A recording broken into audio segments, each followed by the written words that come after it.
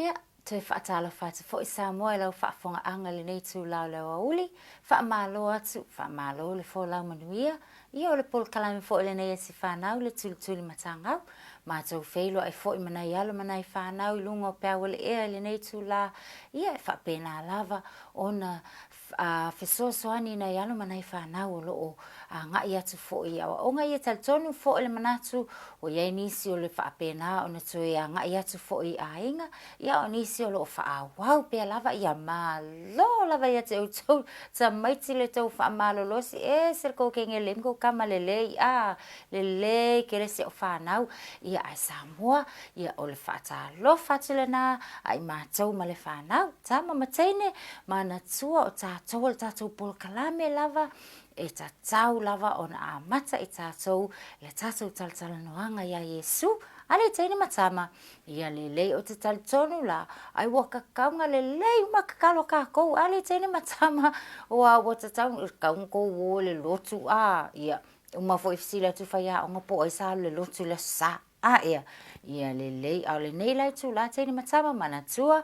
tu manga whaaloalo ia e loa ona e whaaloalo le taimi e tātou te talo ai I ma tātou tala noa ai le atua ia lelei fifi le mule le mai la le ala la fai te fai o nga tātou talo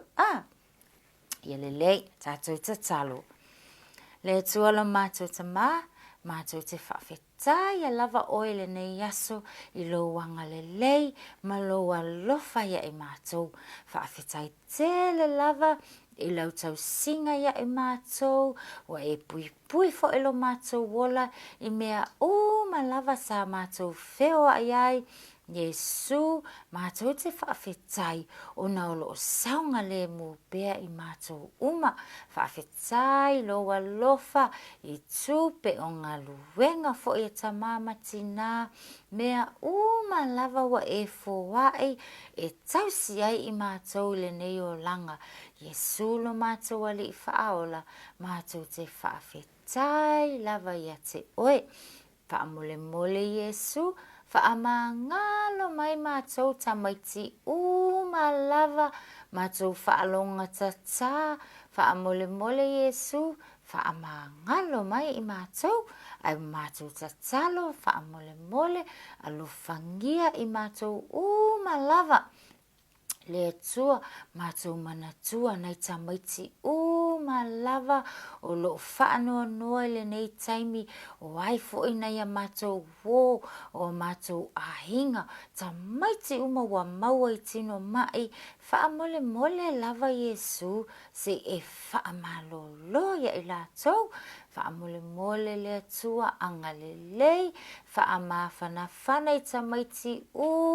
lava o lo maua I whaanoa noanga Yesu whaamanuia la mātou polo kalame le nei fo I aso whaamanuia le ala leo le leiti o Samoa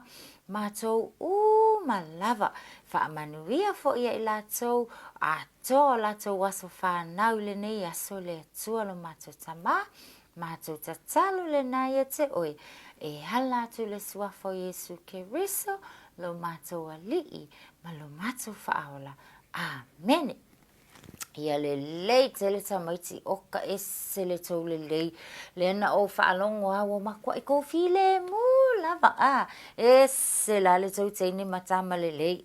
ia whaamasani manatua o le tatau polo kalame lava le nei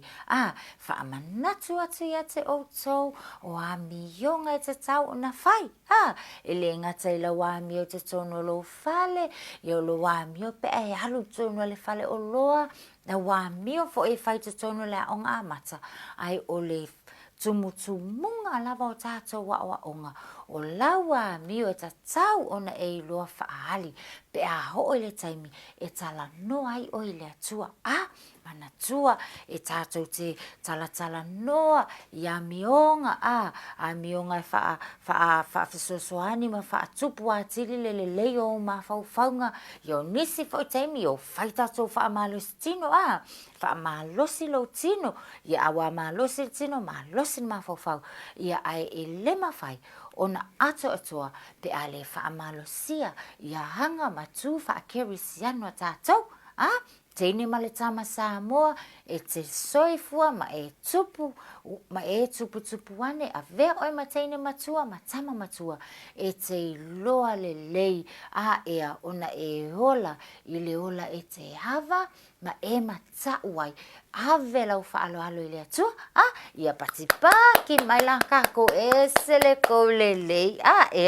ia usu fa tatou pese whaafetai e tatou ia Yesu le nei aso ma ngai le ngai aso ia lala kako pese la usu le lofa le atua ia le tele ia usa te whaonga leo ki kele mai o kou wailoa ia le lofa o le tua e o fofongia le lofa o le tua e o fofongia le lofa o le tua e o fofongia le lofa sili sili le amoa o e mawalunga o te lea e ina e mawalalo o te le mauluina e la utele o poina le lofa sili sili le amoa o ai o koka mai fai mai tatou pese pole ale mamau i fia pe mawalunga i fia ia pe o tatou fai mai ua mawalunga lava oka fai mai e le tai ona mawhai e mea o mga ona whaatusa le alofa le tatou o Yesu ia i tatou li teine matama le toi whaata lofa atu la whai a onga ia tatou o lai whatu a maua mai tatou polo kalame tatou lai whaalongolongo mai fo i tonu le ta avale ta lofa Arapela ta lofa Athena ta lofa Ella Rose Lucia Ruben o le ko akele o ko wai lo me whai a onga tau inoa ta lofa Canaan wa ai esele tau le lei ta lofa Angelina wa ai oka e teine matama esele tau le lei ia ta lofa Sao wa ai i lo ke lo aku ta lofa George ta lofa Evelta ia malola wa ia Isaac ma Ishmael esele tau le lei ia ta li tonu fa ia onga nai sa tau fa amalo losi fo ila onga ne so ia le lala atu fata lofa ia usu lava tatou po ngai ki ngofu mai kavalitina ia leo tele lo pese se tatou fa talofa mana ise tatou wo tatou fa talofa masani talofa lava o amai oe manuia faafetai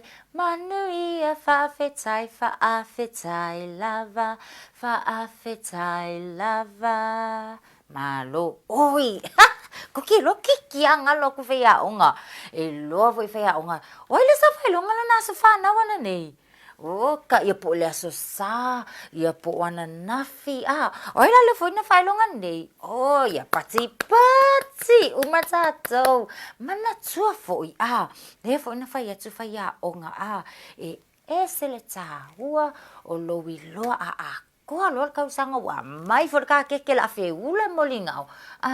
ia e mana tua le leite ina matama e tatau o na maua e oe le loto whaafetai i le atua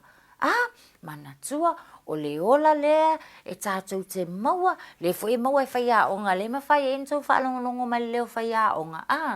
o le ola e au mai i le atua e le oka ko whaakau mai whalooloa le haise me whapenga ai o le manava i tātou e mai i le atua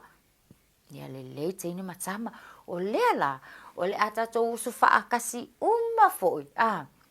ia le pese o le aso whanau whaamanuia umai aso whanau tusa foi po ta mamatua po tina matua ia po na yo te lahiti ia po ta mafo po tina ia e loa le lei o mai lau pese il taso pese le usu whaatasi ia e whaamanuia atuai ia il tato polo kalamene ia te o tau malava ua mawhai, o na whaelongaina o tau aso soifua le nei fo iaso. Ia lelei, ia manui o tau aso whanau, ia manui o tau aso whanau, ia manui o tau aso whanau. Whaamanui a le atua. Hip hip, hooray! Hip hip, hooray! Paki paki o matato. Ia manui a lava o tau aso soifua I le nei yaso. Ia lofa le atua, ia tue whaopopo peni se tau sanga se tele. Ina ia whapena na tatou mafutai pele nei o langa. Ia lele tele o tau tamaiti. Ia o te tali tonu. O le nalai manatua le leia o tau tatou tala fo I lea le sa tatou tala noa I le vai aso le na te atu. Ia. O I manatua le tatou tusi tele. Tusi tele a le na whaitau. Ia lele ke le vai lauku mua ka mai fa mai o le popo a le se tau mai le tusi le na whaitau. O le tusi tatou na whaitau. Lele, o le kako kusi, o ai o sina, o ia paki o mamai tatou, lele, ese lele, o le mafau le teine lea, ia o le tatou tala e sao e ai sina, o le ama se isi, o ai se isi te manatua e te tonu le tala le na, le wa fai mai o sina, o le popo vai oka semana nei, o le ala, o le ale isi vaenga le sai, o ai le isi le sai te tonu le tala. Wai, lele oka se koupo poto pati uma mai tatou o le tuna. Paki lele. O le tuna. Ea. Awai foi mana tua o le tuna. E se tuna mo ipo se tuna foi lele. Tuna pesto le fa mai tatou. E te mai ti. Ola. Ia e sa o lele fai mai o le tui fiti awane ngalo ia te oe fai mai le na liu tuna ia lele tele ai o le tusi atua le na tatou ia na whaatatau I le tupu anga o le nivu lele ke le paki mai tatou whaafetaia ia o ko le manatua mai tatou tala ia o le popo o sina ia o le tuna na amata la le whainga wo ia mo tatou ele ima o mea na amata le whainga wo sina ia na fia sina vai tu sina ka le au le leo le tuna lai ta ele mai tutonu le vai sina whaapea ta ele mai le tuna ia halo loa sina au mai whai mana whangawhau mana tua le na whai atu fo I whai angal vai aso lea e iai fo le whangawhau a whai a onga iai la le whangawhau a tatou le whale kai ese tatou te fia tatou te alo lofa iai le na whai atu whai a onga au e whai la o whangawhau ia o le matou pusi au le lei lava lona ingo miau kai ese le lei o le lei o ana miu ia wai te tango le leia whaatonu le amio ia whapenala sina ai te la ia whai mai wa tele lava aso ai a kusina ka wakele lava le tuna wa fefe lo le teine ia mana tua io whai mai wa fefe asina le tuna ola se ke leo ngai tuna ia whai mai sola loa sina halo loa tau tangata o lisi no ulai whai le fono mai seo mai o e kuli ese le tuna le o fefe le tuna ia ai whai mai kangi mai lo le tuna wha mai sina wha amole mole o le ave sela lo ulu lo uola ia e tango la e tolo ulu ilu molo fale ia o mana tua io e whai mai ave lo ulu tolo ma le fale ia alu ala ia lo sina ave le ulu tuna tolo ia o tau wawa ai mai lau tau tamaiti wha pea malava ia whai mai wa tupu le la au ai atu sina o le la au le wa tupu mai le uro langa wo le na tulu I tonu le pala ia wa tau wawa ai mai ia le tele tau e tatou whai mai ia o mata ia vai mata ia ole tuna ia fa mai isi ole isu le ia fa mai fo isi ole ngutu ia pole lava o pe ngutu pe isu le wa mai o fo linga ia ole tuna ali tene matama ia le ma fo angala le nana ma wa ile niu ia mana tua la tatou maua mai le fuole niu ia wapa mai le fuole niu lunga le lau ele ia ai la ona lona vaenga le tua ia le kavaina le atingi popo le ia io tau la tatou o le pulu ia o le pulu popo io wa alangu enga loa ia wa ta o le popo ai sawa lo atu o au mai lunga le la au lai lanu mea mata ia o le niu la le na ia ai to te lo o to le ai se vai silinga manga ia ta o mafa le suole niu ia tene matama kale mana ia mau ai lo soifua malolo ina o le tele la Lela na fatu fa angol vaso nei tu te tala noi ia o ngau le niu ia po le popo foi ia wato tangata ngai mai nei tu la le mafaina mai moa mai ia ile taimi le nei ia wato tangata ngai mai o wa faia sikele ako me lunga o nai me faitino ia lunga le lau faia onga ia o le me faitino e pito sile na fia ia faia onga o le tatou tangtanga mai ia oi ai fausia mai le niu le la tatou tala no tamaiti fa ai tangtanga mai o tele tatou uma va ai ese ona faia tatou ta o mafai fa nga iai le popo le ano le tonu le niu le tingi le ia e faia le vai salo o yo taua o ta o mafai le vai salo le tamaiti o ko sami sanga vai salo o kale manaia e fa nga ia le ano le ole popo ia ai tse fa nga fo le sua wa kakau ia tau le pe oka tsaine matama e le kukusa male kara le ma o fele loa ia ai au mai nei la le pengu valu le pengu kokelo o le pengu fo ele mai tsono le popo e fai ele lo le popo tina ia sola e ma fai fo ya tina matua na fai lola le fai tina matua fia e se lo le popo ia e fa mole ma e mi o le ia tina matua ina ia ma fai na fai tina matua sa lo le popo e sile akula nganga lo isi mau lo le ai tatou e mama ia tatou ia vai ngau si ai fai le vai salo io ia e fai ai fo le lo le popo fai ele pai fala o le kele io ta mafa fa onga ia le pe le mo mai i le popo ia o le tingi fo ila o le popo tamaiti o le tele fo ia ona onga ia io tamaiti tau te loa le fa onga e fai ele ia soele ava pe ona fai ia ava ata mama tua ia ma le uso ta mama tua oe ia mal ta ma oe pe ola to le fono e le va ai ta to e asu ele ava ia ma fai funga asu ai vai ma ai o to ali tama mateni soala to te loa e fo funo mama tu ipu ai e lo makoko ala sai tu tonu ka se mana ia tene matama ola asu sa ele vai salo ia ai mako vai salo ia ta ai el sua fai wa me ai umana o ta mafa umana e fa nga ele pe le maua mai ta so niu va ai la o so le se tupe alu ai ia io o nisi fo ia wa fai ma o loa te u fale ia pe wa e fa wa ta talinga ia wa ngalo ko kalinga fai onga nei aso tene matsama e fa nga e fai ia me tau lima ese tu te va ai sia so mai ai si va enga mala tu ula ia e fai mai i popo